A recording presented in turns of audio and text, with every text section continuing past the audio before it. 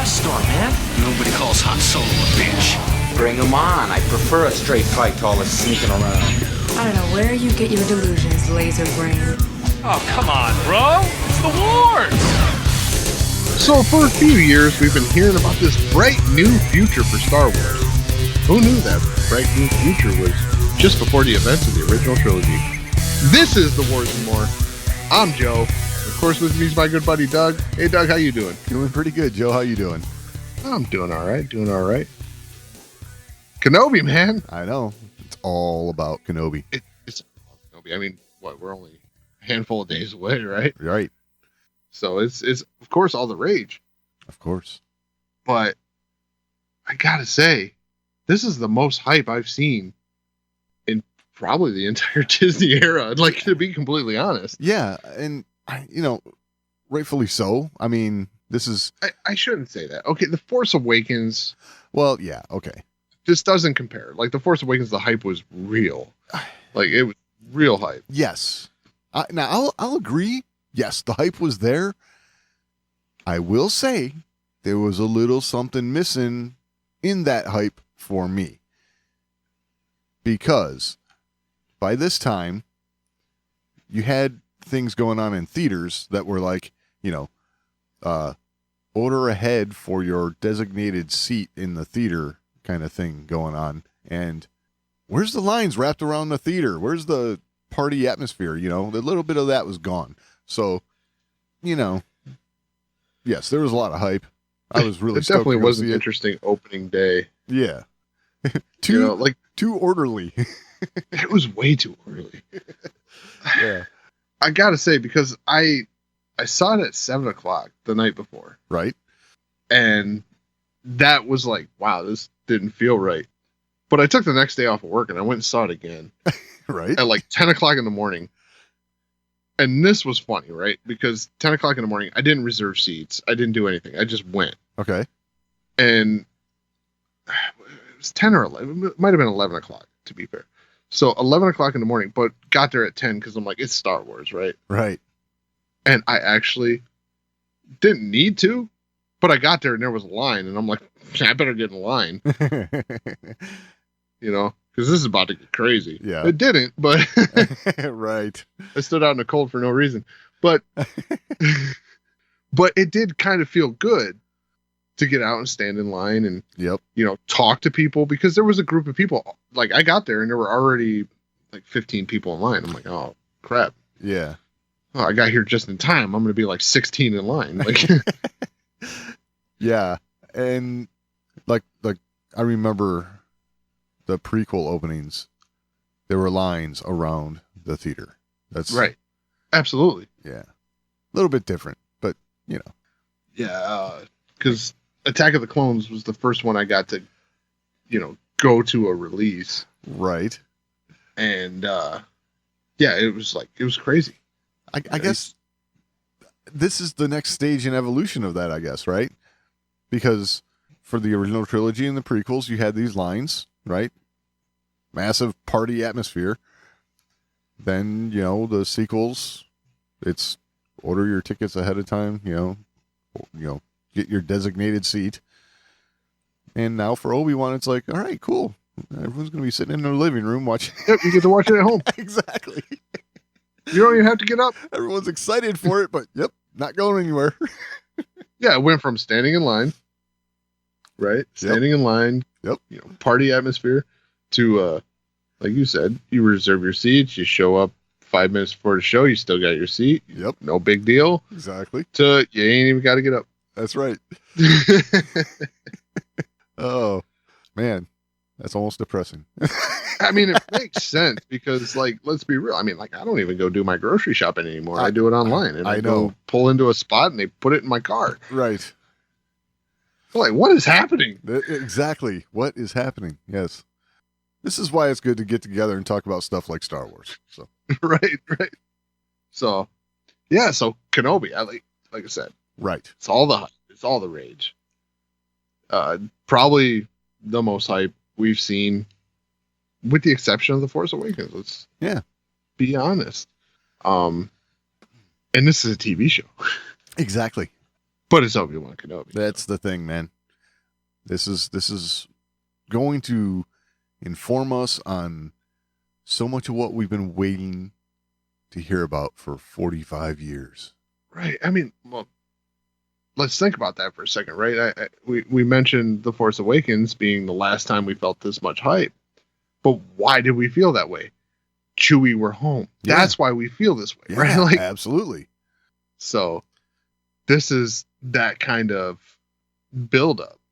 Right. And they've hinted at one of those moments for us, right? The interaction that we got in the trailer between Obi-Wan and Owen. Mm-hmm. You know, that's like, ooh, we're gonna see some of what this, you know, little adversarial relationship they had is all about, you know. So yeah, the biggest diss we've seen in Star Wars. Exactly. At some point, the boy's gonna have to be trained, like you trained his father. Yeah. Ooh. Ouch. Yep. Ooh. Yeah. I need some burn cream for that one. Let's not talk about burn cream. That's bad memories. You just got burned like his father. Yeah, exactly. Yeah. So the big promotions kicked off. They started in Germany for some reason. I was just gonna say, for some reason, hey, you know, Star Wars, you know, okay. Like if they would have started in the UK, it'd have been like, oh, okay, I get it. I get it too, exactly. But yes, Germany? I don't know. Don't get me wrong, I love Germany. Right. Like, I like beer, right? So I like Germany. That's just the way it works. Sure, they have that in the UK too. It's not as good.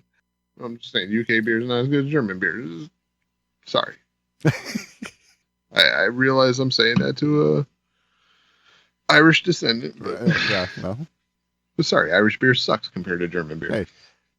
Hey. For you. Just put it for you. How's that? There you go. But anyway. But yeah, Germany was just like, wow, okay. Yeah, I know. That was odd. But there's like, hey, the hey, look at us photo, right? Like, right. Promoting Kenobi. Yep. Let's stand in front of the big poster. Mm-hmm. And we're going to do this in Germany. Then we're going to go do this in the UK, and then we're going to do it in France, and you know, head over to Canada, do it there, in the United States, and yeah. All right. So we talked about the poster, right? Yeah. And Vader's chicken legs in the poster, Right. how it looks so weird. Yes. Hayden wanted to hide those. Yeah, apparently. Apparently. Those pants, dude. I know. I don't know. I'm getting flashbacks of the 80s and stuff. I mean, like, even Ewan's pants, right? He's got these pleats he's kicking and stuff. Yep, And they're a little high watery. And yep, at the ankle, yes. What I'm waiting for is you get these pants these guys are wearing with as baggy as they are. You just gotta extend the length of them just a little bit. Then you roll those suckers around your ankle. Yeah, that'll be coming back, I'm sure. Everything does. When you get to be my age, you shake your head. Yep. Anyway. Yep. So yeah, it is funny though. Like out of Ewan, you kind of like you see that and you're like, okay, yeah, you know, he's returning to Obi-Wan. He's kicking it old school, right? Like, right, yeah. But with Hayden, you're like trying to be like dad over there, like yeah. Now, so style-wise, I'm like, I don't know, man. There were a lot of comments made about the jacket he's wearing, though. Oh yeah, I mean the jacket's total Vader nod. Right. I mean, it's black jacket with that vertical stitching. So, I mean, if I got to play Darth Vader, I'd wear a jacket like that too. Everywhere. I just walk around in the Vader suit. What are you talking about? Yeah, no kidding, right? Like, I'd be telling everybody about it, like even with the jacket, right? Like, yeah. Were you wondering about the jacket? It's because I'm Darth Vader. Yeah, I'm Darth Vader. Yeah, of course. Going to a restaurant, you got a table for us, right? Because you know I'm Darth Vader. I mean, yeah, I mean that's how I'd make my reservations too. Exactly. Got a table for Darth Vader? Yep, that's me. You will seat us. Yeah. Right away. Yeah, and then of course they're doing interviews and Yeah. So as far as the interviews go, of course, Ewan's always out on the promotional track there. Is he still lying about it? What do you mean lying about it? Like, is he still denying that he's doing anything? No, I think He's waiting until release day. He's like, I'm not what Kenobi. What? how do we put this? He's good at word craft. We'll just put it that way. I use good. It's a relative term here, but we'll get to that one. That's Yeah, we know he's lying, but it's yeah. but we feel good about it. Yes, this is one time when it just kind of makes me laugh because I know everything's happening. I know it's good. The show's coming out. You know, it's not like you know, where he's got to say, "Oh yeah, I'd love to do it if they'd ever call me." You know, nothing like that. But he was on the Jimmy Kimmel show and actually had a guest host on the Jimmy Kimmel show, so you won't be hearing Jimmy this time. This was Mike Birbiglia. So if you're familiar, you know, seems like he did a pretty good job. The one thing that I will say that I thought was kind of funny visually watching this thing is he's sitting at Jimmy Kimmel's desk there, and he's got the plaque out front that says Jimmy Kimmel. Then it's got an identical plaque sitting right next to it that said has COVID. That was hilarious to me. So that was funny. Yeah, that's messed up. I know. Well, that's funny. He's got COVID. Hey, you know, seems like you can make light of these things now. Just saying. So, the interview starts off. There's a lot of back and forth, and you know they're kind of like very congratulatory towards each other. Then we finally get into the we'll call it the meat of things, I guess. And so Mike asked Ewan about the fans and does it ever bother him that the fans seem to know more about Star Wars than he does? Yes, I often come unstuck with fans when they start talking about planets and I'm not as up to speed on everything as I should. I should probably get one of those Star Wars manuals, that tells you everything. But luckily on this series, we had Deborah Chow, who was our amazing director, and she really knows across all because now Star Wars has become it's the movies but it's also TV shows, it's computer games, it's novels, it's cartoon books, comics. And all of the storylines have to sort of match up. You can't have some fact in the video game that doesn't match up to the movie. So I would be totally at sea there, but she was amazing at knowing all of that stuff and guiding the writers as well with that. Okay. Yeah. So the first thing I'm going to point out about this is the way he says computer games. Yeah. Those pants make sense. Right. You know, these kids, they got their computer games. And the cartoon books. Yeah. I do love it. I do love it when, like, you know, there's English and there's English. You know what I mean? Yeah. So that is great. I love it. I love it. So yeah, I think, you know, there's no doubt Deborah Chow, huge fan, knows her Star Wars lore. I think we've seen that already. Yes. And I think the part that Ewan really didn't get to see is if she ever, you know, had anything to question herself. She's admitted this in articles already, but she's like, Dave Filoni's on speed dial, so yeah. Right. So yeah,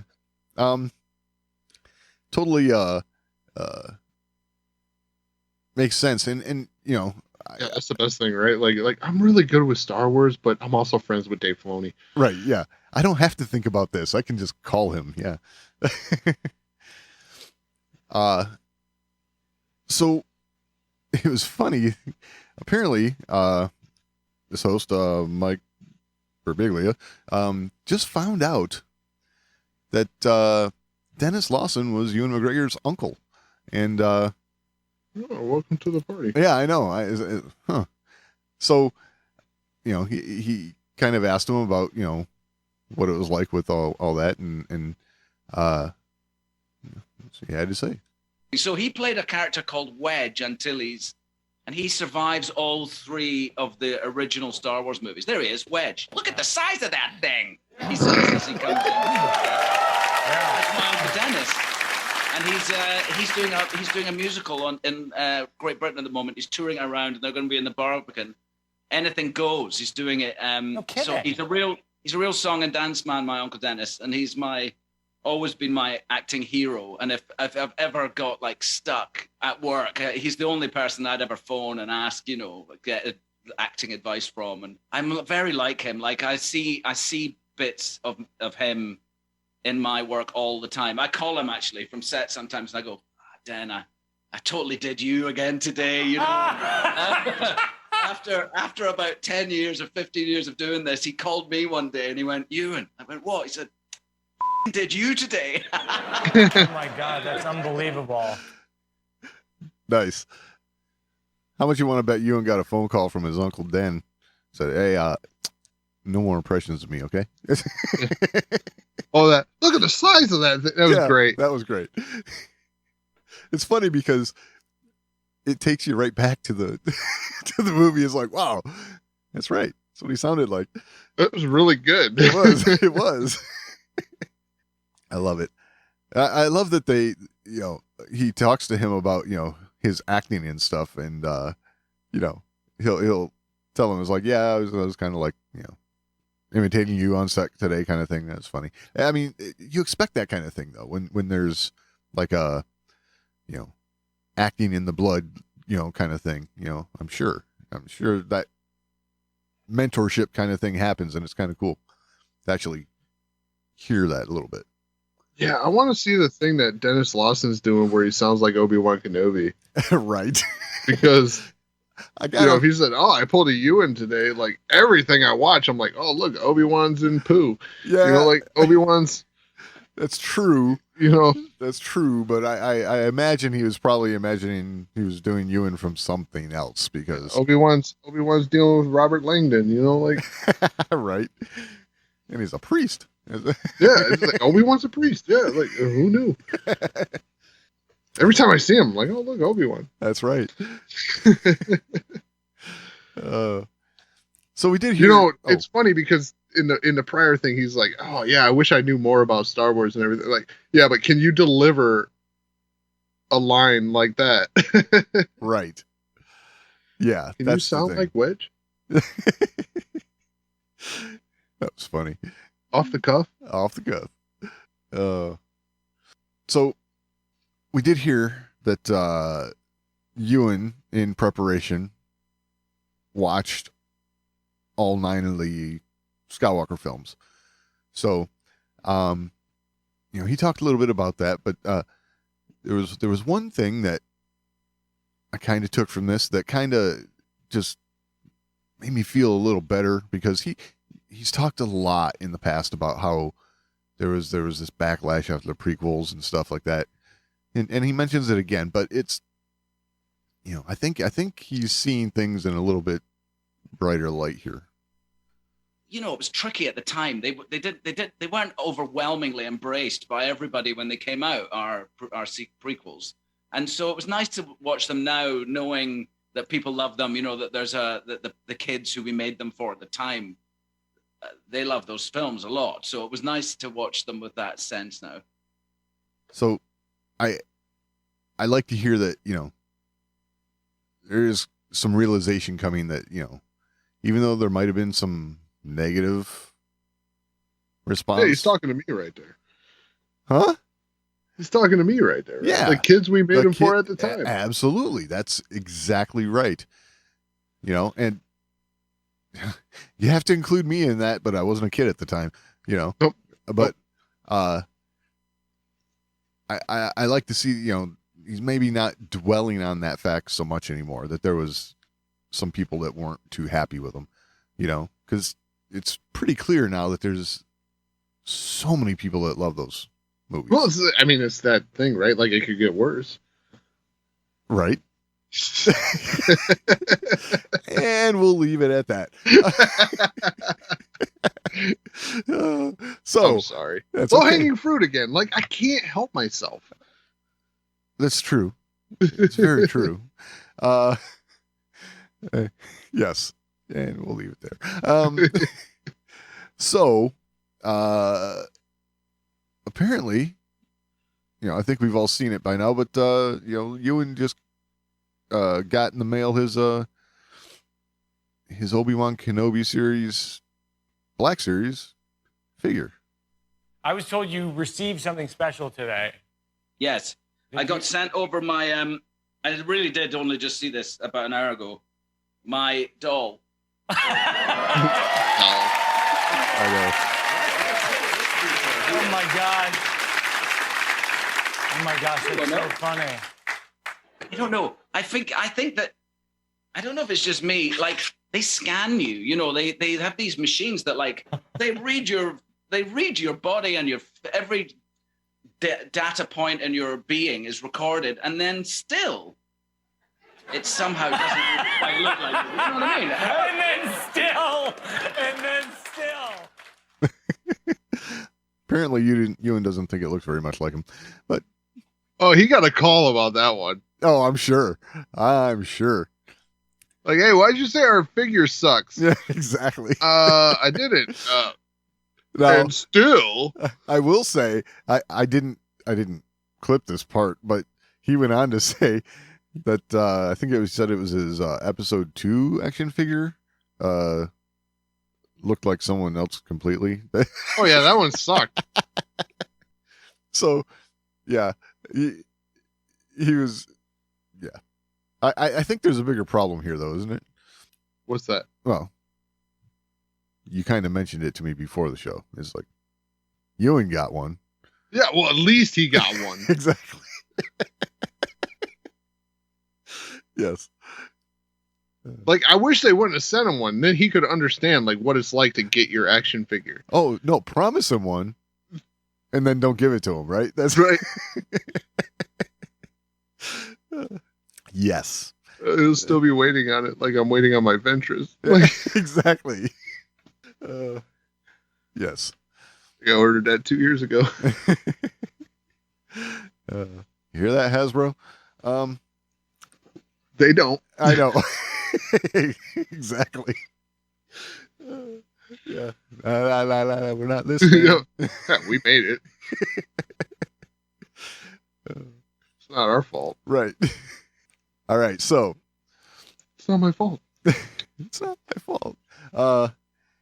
Here we have Ewan, ever the wordsmith, talking about the show and, you know, explaining what the show's about. And I think we're all going to come out of this far more enlightened than what we were. He's a bit of a mess, you know. He's at a very low point. Yeah. And he's sort of in hiding. He's not being a Jedi. He's pretty bleak-minded. And then something happens, and he has to decide to help someone do something or not. That's the series. That's it. Yeah. That sounds great. I can't wait to see that. Yeah, something happens, and he's got to decide whether it helps somebody do something or not. That's Look, we've seen the trailer. He does it. exactly. Yeah, I think we got a pretty good idea of what he ends up having to do. So, spoiler alert, he makes the decision to help. Right. The thing. To help do the thing. Yeah, for the person. Do with the person. Oh, at least this isn't Ewan saying, well, I don't know if they want me to play Obi-Wan, I'd be more than happy to now. This is right up that alley. So That might have been better. I know. We've seen you in the trailer. I don't know. Hey, if they ask me. They got to do interview training with Harrison Ford, right? Yes. Like where people are literally giving him money and he's like, oh yeah, I hear they're making another Yeah, one. I hear that. Yes. Exactly. I like it. Jeez. At least they keep us laughing, right?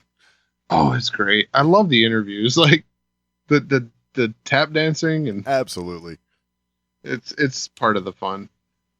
And Ewan really is a lot of fun with this because he's having fun. He's having a good time. He's enjoying what he's doing. Oh, totally. Yeah. And after seeing the trailer, I'm like, Yeah. I've been waiting for this. Oh, I know. Can't wait. Like it's not very often where you see someone like Obi-Wan Kenobi come back and you see the first trailer, like, holy shit, it's Obi-Wan Kenobi. Exactly. Like, wow. Then you watch that, or not you watch, but you see this photo from Germany, right? Yeah. Like, oh, wow, there's Obi-Wan and Anakin. Holy crap. Yeah. Standing there right next to each other. With questionable style choices, but it's Obi-Wan and Anakin. Exactly. Questionable style choices. It's just style in Hollywood I will never understand. Okay. I agree. Yeah. Coming from It's totally a lack of understanding. Right? Coming from a jeans totally and t-shirt guy, yes, I don't get it. Yes, but hey, yeah, I'm wearing a Star Wars t-shirt right now. Like, yeah, that's totally appropriate style. And basketball shorts. Right. And I wore this out today too.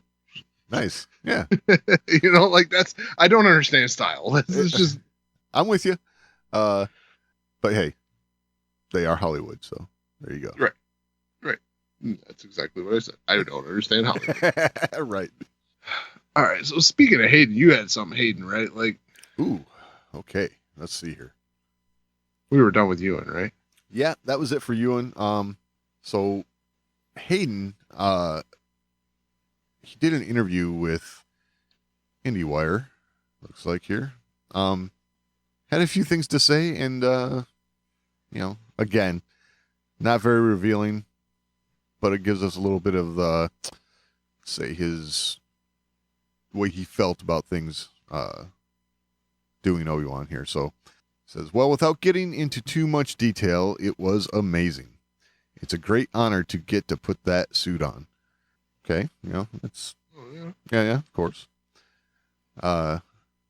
Says it was mostly a lot of excitement because I had spent enough time with this character and felt like I knew him, and coming back to it felt very natural in a lot of ways.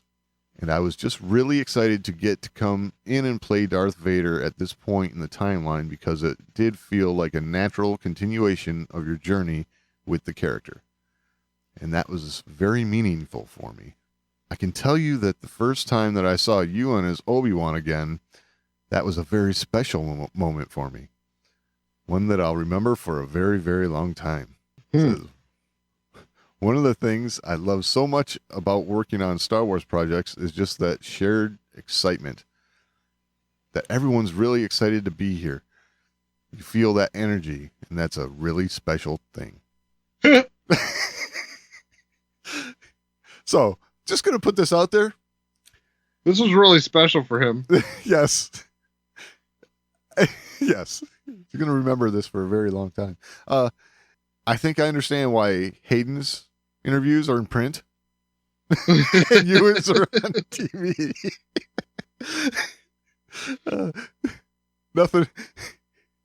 Nothing against Hayden, because even in print, I'm sure someone could ask me questions and I'd be like, yeah, nothing would come out. But I'm in freaking Star Wars. Exactly.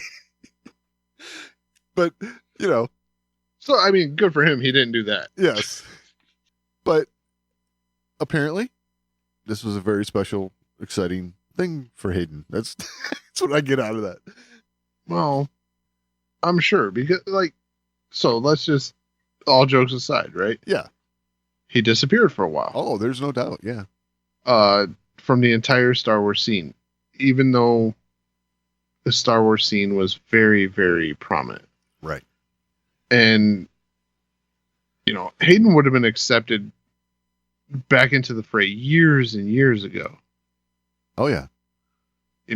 That's the way the celebrations are, things like that. Like, same with Ahmed Best, right? Right. He would have been accepted back into the fray years and years ago. Yes. It's just a different thing at a celebration and things like that. It's funny because you can tell listening to Ewan, right? And even in some of the stuff that I've heard Hayden on, and Ahmed Best, clearly, it seems like a lot of the negativity that came with the prequels is what was like focused on with a lot of these actors. Mm-hmm. And, it affects different people in different ways, and some harder than others. And it does seem like there's, Hayden, like you said, kind of dropped off the map a little bit after that. Ahmed Best, he went through some real hard times. And, right. Ewan kind of, let it roll off his back, but, never forgot that feeling, right? So but at the same time, he was probably the most accepted character. True. In the prequel trilogy. Like, yes. You didn't hear too many, like, man, Obi-Wan was like, what the hell? Right. Like, no, you're right. You're right. It Absolutely. Didn't happen. You're right. I think, to varying degrees, I'm glad to see that a lot of these actors did come back to Star Wars. Ahmed was doing that kids game show, right? And, clearly Hayden and Ewan are back, playing their old roles. I'm just, like I mentioned before with that clip from Ewan, I'm glad they can see that in the long run, there's a lot of love for these films. So, right. And I'm glad they're having a good experience doing what they're doing now. So, for what that's worth. Right. And, that's, you like Ewan said, the kids at the time, right? The kids that grew up with it, those are the ones. Like, so yeah, it takes a little time for it to get there to where those kids end up being, in the group of voices that you hear. Right. Because initially they're the kids and you're hearing the adults and they're louder. Yeah. So it takes time, and we crack on the sequels. Sure. Things like that. But the kids that grew up with the sequels, they're probably going to have the same kind of love for it, right? Yep. And that's fine. That's great. If that's the Star Wars you love, more power to you. Absolutely. I crack on it. I give it crap, but yep. At the same time, I'm not gonna. If someone truly loves those, because they have this connection with it, they grew up with it, I'm never gonna rain on that. No. I think do you Star Wars? That's the beauty of Star Wars, right? Yes. You do you. There is something for everyone inside Absolutely. Star Wars. Yeah. And I would like to think that, we can each have our favorite piece, right? Yeah. And we can, like you said, crack on each other a little bit, like, and take jabs at each other, but not understanding the whole time that we're all into Star Wars and it's all good, Right. And that this is my, growing up a fan of the prequel trilogy, right? This way I grew up. Yeah. I know you were a fan right away, so you're not on the opposite side that I'm talking about here, right? But I've had these fights, and these arguments, like what I actually like about these, because apparently that's supposed to be in question, right? Right. And that's what I would say. Embrace that's my advice to the sequel trilogy kids growing up, right? You love what you love, but embrace the discussion. Yes, exactly.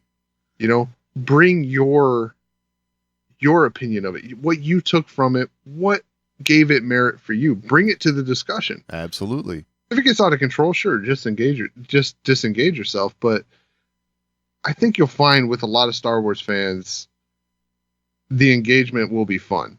Yep. I'd say the majority of Star Wars fans. Absolutely. I've had plenty of engagements about the sequel trilogy. I'm on the side that not a big fan, but I'm listening to someone who is. And they have a lot of good points, and I understand why they love it. Right. And if the person you're discussing it with can walk away with that feeling, like, it, I still might not agree. It didn't connect with me the same way, but I see why you like it. Yeah, totally. That's fun. It's So absolutely fun.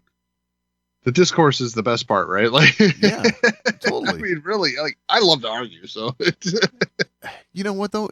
You can make arguments back and forth, but then when you can both walk away smiling, we had a good time. You're both Star Wars fans. Yeah, exactly. That's the best part.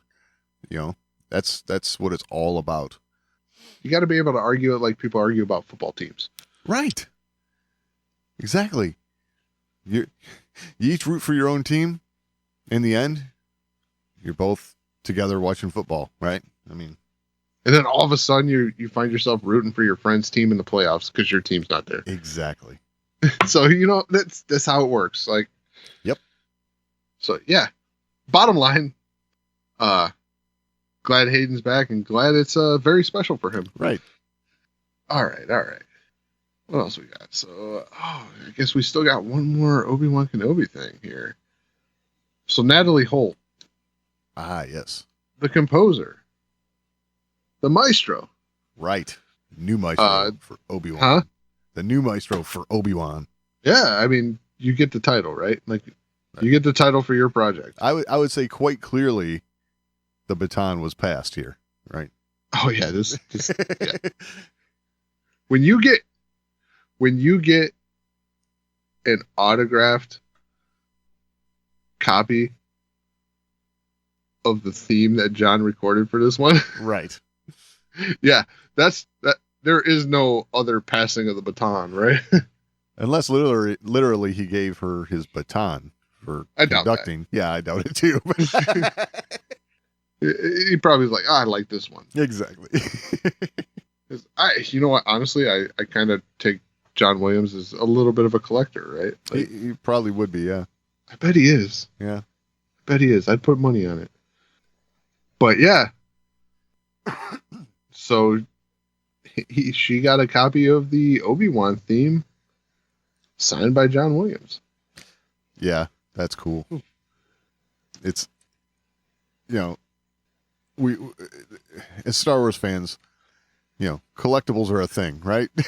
We were just talking about action figures and stuff, but this one far surpasses the most I've ever heard of, to be honest. So Yeah, you got me beat.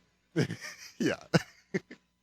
And not only that, but this theme, because she goes on to say that this theme right here gave her the foundation she needed to, to musically access what she wanted to do.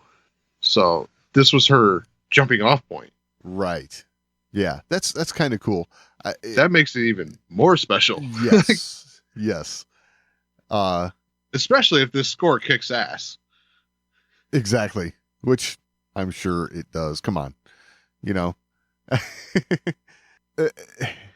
The thing. This is one place, right, that they've nailed it in the Disney era, right? They've had to pass the baton several times. Yes. And so far, they've not disappointed musically. Absolutely. Everyone's been able to capture that Star Wars vibe, that essence, that fuel for the movie. That's so. There's one thing she says here. She says the most difficult thing was finding my access point. What was my take on Star Wars? Because it was getting my head around it, feeling a bit frozen with the enormity of it, and for me, I just, if she was, I imagine she was probably feeling like that at one point. She's doing fine. But, when I hear something like that, I just want to be like, don't think about that. Don't think about it being Star Wars, right? Just get in there, do your thing. You were chosen because you're good. I mean, you're here for a reason. Exactly. So I'm sure, she was just expressing how, at that point or certain points, it might have been like, wow, I can't believe I'm working on Star Wars. But, because I'm sure everyone who works on Star Wars has that moment, but, just get in there, do your thing, take that lead from John and run with it. That's, I mean, we're all Star Wars fans, right? And we're all absolutely. But if any of us got tapped to do something Star Wars in an official capacity, we'd feel this pressure, right? Like, you'd feel for sure. Absolutely. Because it's like, holy crap, this is for Star Wars. Like, this is what I've been, I don't want to say, what's the right term? Like, looking up to my whole life. Like, well, yeah. I mean, this has been my escape, right? Like, sure. This has been my out, right? Yeah. For my whole life. Like, this has been my escapism. And it's been a big part of my life because that's my release. Right. So, yeah, that's going to feel big. Yes.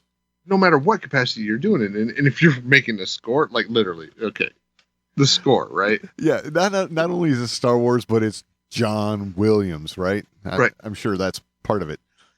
Like, Star Wars, the film and all that stuff, it's big, right? But the score, that's where the life comes from in Star Wars. Watch Star Wars without the music, you'll understand. Yes. Without the music, it's just not the same. Right. Put that music in there, it gives it all of its life. Yeah. So, yeah, you're the life of this show right now. I mean, even people that aren't super into music, right, talk about Star Wars and they talk about the Force theme. They talk about this. Sure. The music reaches even people that are not musically drawn to something. Right. Because Star Wars music is next level stuff, man. It is. It just is. Yeah, absolutely is. You say watch Star Wars without the music and you'll get it. It's funny because there are certain points where music was taken out because having it, just be the ambient sounds of the scene, told the story better. But those are few, but there are a few. But when the music is there to help express the mood, my God, it is, you said it, next level. It's in Star Wars, especially. I mean, Star Wars is almost wall-to-wall music. Right. I mean, yes, you mentioned there are moments where they do cut music entirely. It's just the sounds of the scene. But those are very, very limited. Yep. And they're short, too. One that comes to mind is, Hoth in the hangar on Hoth. Basically where Leia's kind of like delegating duties and what people need to do and stuff.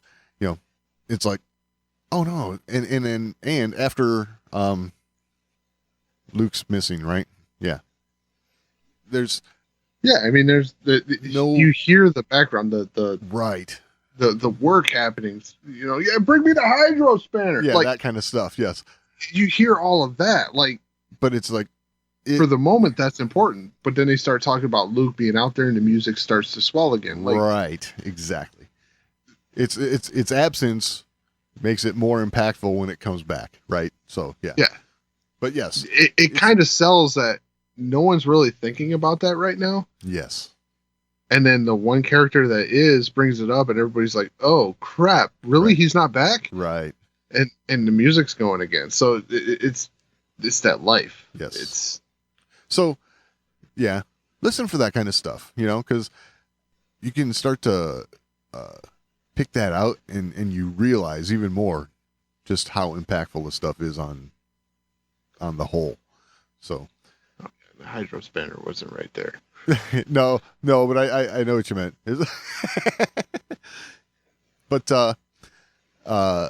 I think this whole passing the baton here is really cool. You know, he's got one of the best collectibles ever, and I can't wait to hear what this soundtrack's going to be like. Yeah, I was just thinking of another time where Han was yelling at Chewie, right? Like, Right. This time it was like, why are you taking this apart? We're trying to get out of here. That's yes. That's the part I'm thinking about. Yeah.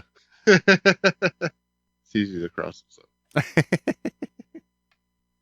So for months we've been seeing leak from Ahsoka. Oh, right.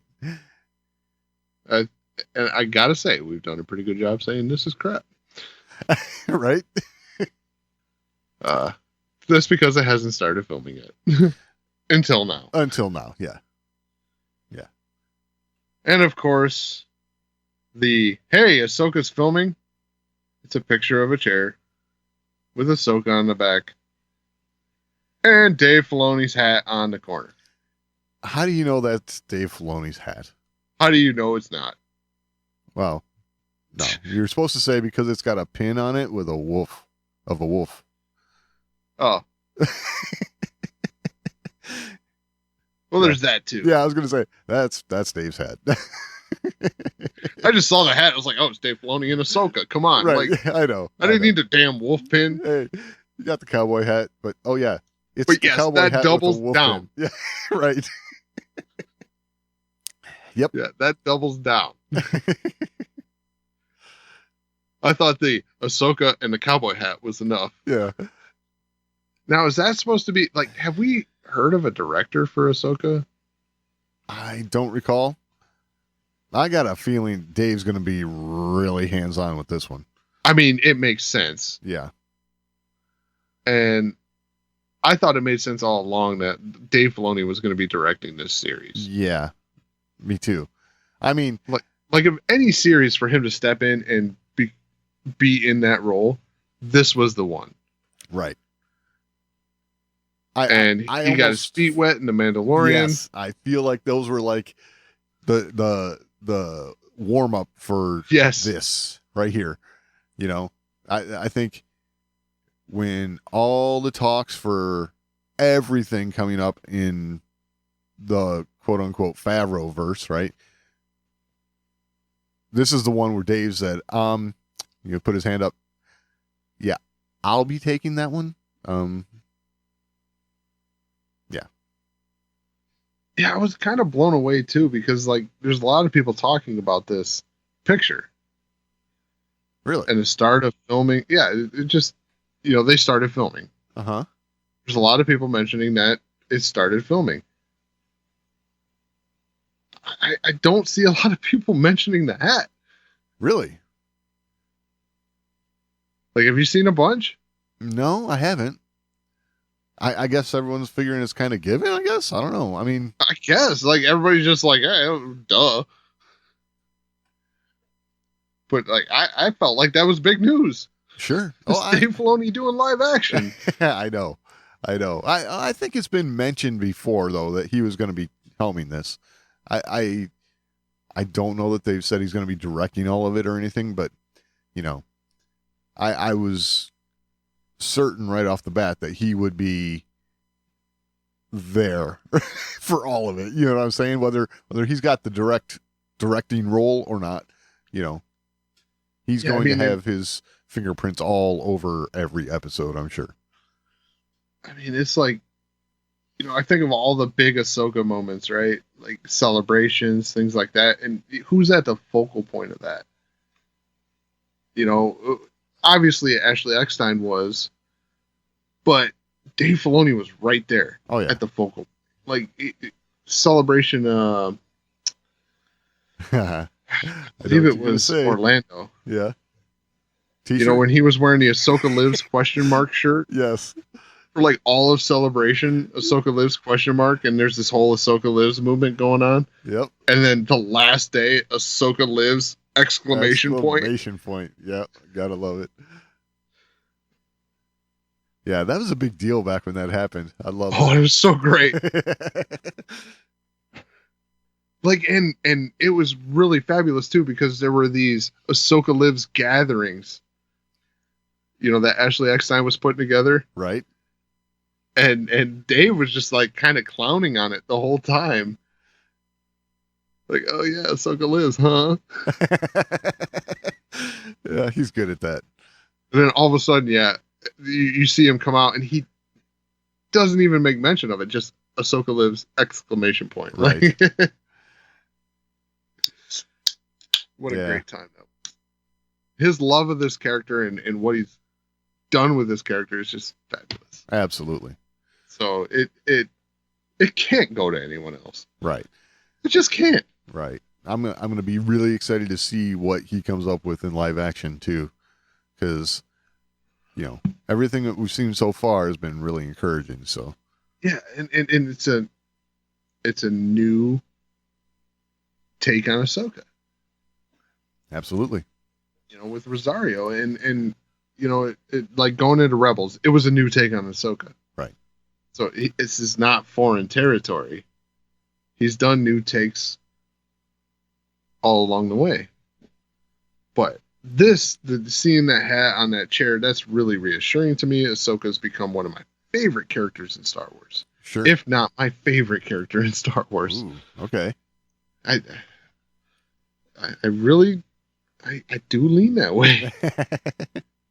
I absolutely adore this character. Well, she's awesome, that's for sure. So, and seeing that Dave's going to be involved in what looks like a pretty big way is encouraging. He's been there all along. Yep, for sure. You know, it'd be like when, you know, George Lucas isn't doing Luke Skywalker anymore. Exactly. That's probably a very accurate analogy right there, because you know Dave was around for the conception of Ahsoka into the canon. Mm-hmm. You know, I think it was George's idea, but Dave ran with it, and you know, he's taken ownership of the character for you know, the whole run of it so far, and I think he wants to see this character to the end, you know, whatever that may be, you know. And I think we got some time left with Ahsoka for sure. How long do Togrutans live? I have no idea. But you know, things go well with a lot of this Disney Plus stuff. It wouldn't surprise me to see a movie, you know. I could see that happening down the road. Please. And after seeing Rosario play the character, I'm like, the Book of Boba Fett iteration was even better, right? Yes. Because you got a lot of dialogue and Yep. Relatively a lot. Right. Still not tons, but you got a lot more, and it was wow. I didn't feel for one moment that was not Ahsoka Tano. Exactly. So they know what they're doing, and I'm excited. I'm excited for Obi-Wan, right? Like Obi-Wan's just, like I said, a handful of days away. Yes. But I am also looking forward to Ahsoka. I'm looking past everything for this show. Exactly. So, okay, what do you think? We're starting filming now. So what do you think we got? 9, 12 months, something like that? I wouldn't be surprised to see them even drag this out to holiday next year. Ooh, okay. I'm just saying, I wouldn't be surprised. Well, if they were to do that, I would only imagine it would be because they want to spend as much time making it awesome as they need. I don't think it even comes down to that. I think they're going to spend an adequate amount of time, whether it comes out in the summer or later in the year. I think release date, just based on saturation right now. I'm just saying, I can't see them sitting on it, having everything completely done, and then just sit on it for months. That doesn't. No, I make think sense they to will. me. I don't know. I absolutely think they will. And it's for a couple reasons, right? Like, this is a beloved character. Yeah. The hype will be real. And they're going to use that. They're going to build on that. And there's a lot of saturation right now. You got Obi-Wan, you got Andor, you got Bad Batch, all these things that are coming. Mandalorian. You got all these things that are coming. I really, really foresee this show coming later next year. Huh. And it's just because of that saturation. They're going to want to give this show a little bit of breathing space from when the last thing ends. Interesting. That's just my thought. Yeah. Just because I was thinking, I was figuring we could see it next spring or summer, you know. I think you absolutely could. I think it might follow up not long after season 3 of The Mandalorian. Think about it, because that's going to probably wrap, you know, what, end of February or something like that. I think we could see Ahsoka April, May. Come on. So you think everything will be finished airing by May? Everything we just talked about. So with Andor, Bad Batch, Mandalorian season 3, you're saying next May everything will be aired? I don't know, but I hope. It gives us a lot of Star Wars in the meantime. It's a lot. Right. I mean, and that's including Kenobi releasing literally just in a few days. Yeah, I know. So I don't see it. Well, I see them giving this a little bit of, you know, like this one, it's going to be like they're doing with Kenobi right now, right? You're going to pop the cork and you're going to let it breathe. And then you'll get it. no, that could happen too. I mean, I think you're looking at months. You're looking at months from the final episode of something to this. it's possible. Because I don't feel like the other ones they need to let breathe anymore. They don't feel that way. They can just do it. So you can finish Obi-Wan and go into Andor. Yeah. I don't feel like they're giving Andor that kind of weight. You know, it's funny because Which they should be, because Rogue One was fabulous. You're right about that. But it seems, I'm sure we're going to hear something at Celebration, but we haven't heard a whole lot on Andor recently. No, but it's wrapped. Right, which it leads me to believe that we're gonna hear something at Celebration. You know, like, oh, absolutely. You know, we might get a release date and, you know, trailer. Teaser. Yeah, that'd be cool. It'd be a teaser. Yeah. But yeah, I feel like Ahsoka, they're gonna let that breathe, man. No, Next Christmas. it's possible. Well, not And- next Christmas. The following Christmas. Right. Yeah. And if that's the case, Merry Christmas to us. I mean, I could be absolutely wrong. Right. But Wouldn't be new. But it's just a stacked plate right now. right, it is. There's no doubt. I'm not complaining though.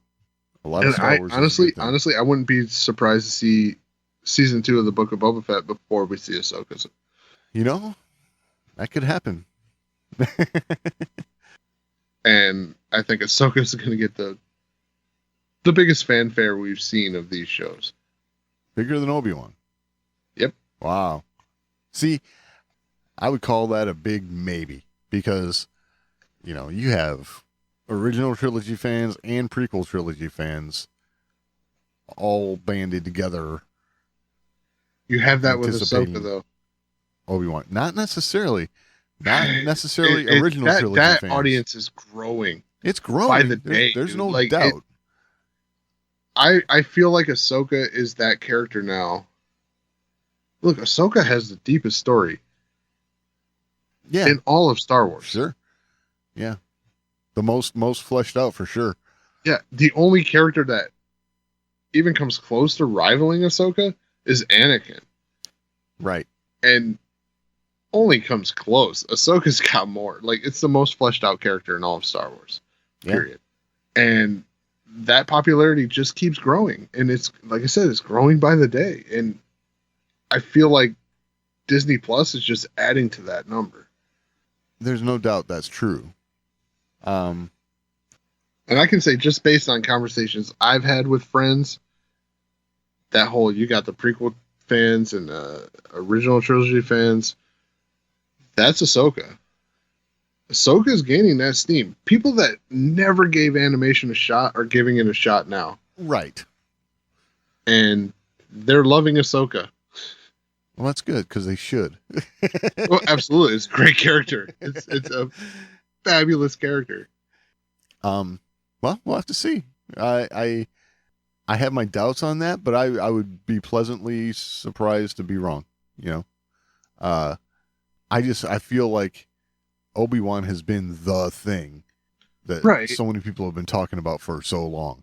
You know, I agree with you. Like, but Obi-Wan's the thing that gets everybody, right? Yeah. But Ahsoka's going to be that real Star Wars focus series. Like, it's a for the Star Wars fans series. Right. Because, and I think they're going to do a better job of bringing in the casual fan along the way with, you know, The Mandalorian Season 3, possibly Book of Boba Fett Season 2.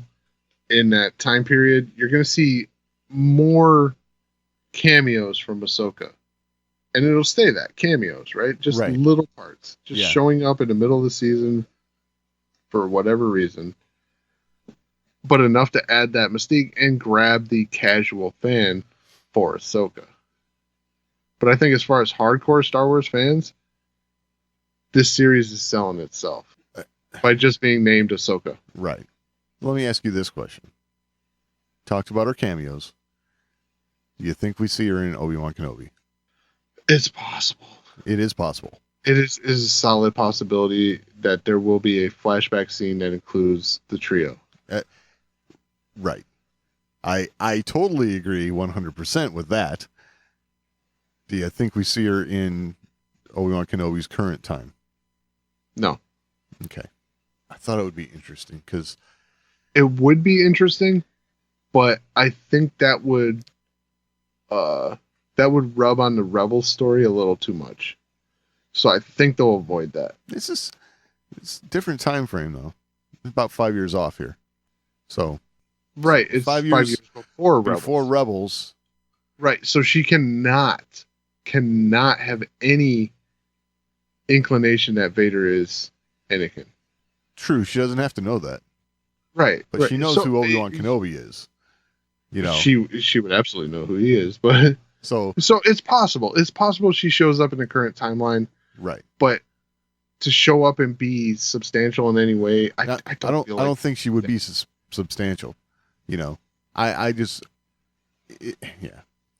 Flashbacks, I almost have a feeling that's something they got, you know, they felt they had to give us maybe, you know.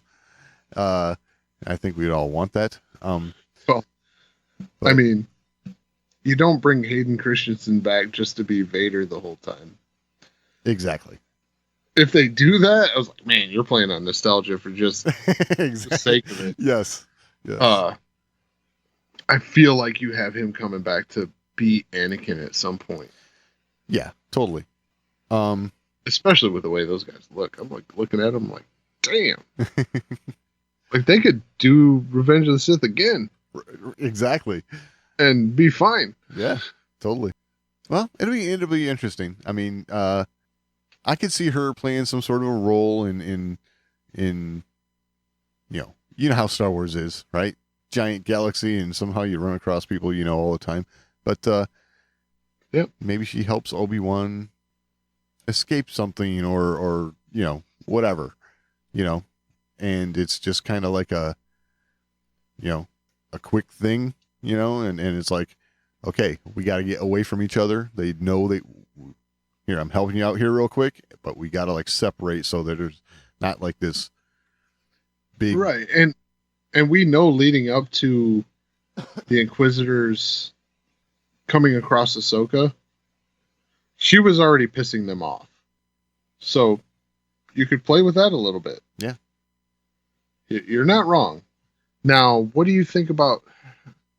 I know this is another rabbit hole. What do you think about the rumors that Ahsoka has been recast for someone to play her as a younger Ahsoka? I actually hadn't heard this. Oh, yeah. There's been I can't remember the actress's name right now. But her name's been bandied about for flashback scenes, things like that, as a young Ahsoka. So it all depends. I mean, if they're going to try and go back to Christophsis, right? Where, you know, Anakin's meeting Ahsoka kind of thing, I think, okay. But I don't think it's necessary to go back that far. I don't know. I think if you go Clone Wars at all. Really? Yeah. Yeah. I could see Rosario in Rebels era and beyond. I don't know if it's necessary. I don't know if it's necessary. Just her look is just it's Rebels era and beyond, man. I think Ahsoka's facial structure changed from the Clone Wars to Rebels. Well, the animation style changed. A lot changed about Ahsoka. Yes. I don't know. I don't know that it would be necessary to do that. I feel like it is, but I could be wrong. Okay. I could be wrong. I would say this, though. So you have Dave Filoni possibly directing Ahsoka. Yeah. Just based on this photo. What do you think the likelihood is of a Ashley Eckstein cameo, at least? Ooh. I like that. I do like that. I think she needs to show up. She needs to be in here somewhere. Yeah. Whether she's Ahsoka or something, someone else. Oh, that's good. And now, okay, let me throw this at you. Okay, you have Dave Filoni, right? Showrunner, director, writer, I'm guessing. How much time do you think George is going to spend on that set? I think he'll hang out a little bit. I think so, too. I got a feeling. Oh, man. Just thinking about that. Oh, the collaboration going on. Ooh. It may not even be collaboration, but he's going to show up to see this. Oh, absolutely. Well, how could he get... Oh, I'm sorry. He's going to tell you what he thinks. You don't have to take his advice, but my God. But he's George Lucas, so you will. Exactly. You are not contractually obligated to take George's advice here. But, yeah. I whether he'll have any creative input at all, I think that's slim. Any George Lucas creative input, current, obviously historically he's got tons, but I think current creative input, I think that's slim. But I also think I think he does show up. I think it has to do with who's working on the project too. I mean, Favreau was in charge of The Mandalorian when he showed up on that set, right? Favreau thought it was awesome. George gave him some ideas. Yeah, maybe he uses them, maybe he doesn't. This is Dave Filoni running this show. That's a whole different dynamic between those guys. I understand, but George so distinctively passed the baton for Ahsoka onto Dave Filoni, and Dave ran with it. Yeah, and I think George is just happy with where that character went. I don't think he would even accidentally try to intrude. I don't think it's. And I don't mean it like that. Like, I just say it that way because I don't think he would even try to press anything, right? I think he'd just be like, "Oh, this is great. I love it." Yeah, I'm not so sure. Because of anybody working on Star Wars right now, I think Filoni would be most receptive to. Oh, I agree. Input. He would be most receptive. But I think where George is right now, and how he's been, I don't think he'd even say anything. Dave's nailed this character. Like, there's no doubt. I don't think George would have anything to say. Like, I feel like George would just be like, "Yeah, this is great." Well, maybe. I got a feeling though that when it all when we get our what do you call those shows? The ones like the makings of the gallery and stuff. The gallery, yeah. When we get our gallery of Ahsoka, I got a feeling we're gonna see that George had some discussions. I think you're gonna see George there, and you're gonna see George the closest to tears you've ever seen. Oh, I could definitely because he's see that gonna too. see this character being fleshed out in live action, and he's gonna be like, "Holy crap!" Yep. I don't think he'll have much to say. Honestly, I don't think he'll have much to say. Huh. Just because, dude, this character's been great. There's no denying that. Find a complaint. Like, if you can't find one, and I don't think George can find one. Not saying that he would, but I got a feeling with Dave being there, he could have some ideas. And I don't know. I don't think it's required, right? I just think, how do you not with George there? I don't know. Who knows? Maybe he doesn't show up, but I seriously doubt that. Oh, I doubt that. I think he shows up. Mark this date down, Joe. We'll have to revisit this in 2 years. 2 years. I mean, a year and a half. Okay, whatever. Yeah, I mean, yeah, you're right. You're right. We got to revisit this because after it all, this comes is the out most in the wash. confident I've ever been that I'm right on this one. Okay, good. I'm glad. I'll be interested to see how this one pans out. Yeah, I'm probably wrong again. Wait a minute. Stop it. Oh, I'm confident. I think I got this one. All right. George is going to be happy as hell. That much I'll agree with. He's just gonna talk about how great it is. He ain't gonna give any direction. Because, dude, it's Ahsoka. And it's definitely Dave's character at this point. That it is. It's more Dave than it ever was George. Without a doubt, yes. So, and I think I've seen enough George Lucas stuff to know that George is gonna see it the same way. All right, well. And he's just going to sit there and say, I can't believe we started with that Clone Wars movie and what people were saying about this character, and here we are. And you're going to see George the closest to tears he's ever been. Well, I don't think... I'd love to see that too, honestly. I think that's where we're headed. Right on. So, all right, marked it down. Excellent. So, as long as I don't get rid of this phone by then... Excellent. I love it. I will get a notification. I don't know if that if notifications like that transfer when you get your phone. Yeah, I'm not sure. But here's hoping it does. Yeah, here's hoping. Exactly. I'm gonna be like, ha! All right. I think that'll about wrap it up, right? Yeah, absolutely. All right, so if you have anything to add, you can always email us, show@thewordsandmore.com. It's the best way to get a hold of us. And there's some good stuff this week to let us know about. We're also on social media. We're at The Words and More on Twitter, facebook.com/thewordsandmore. Find all that and all the ways to find the show over at thewordsandmore.com. Any final thoughts this week, Doug? No, I think that about covers it. All right, we will talk next week.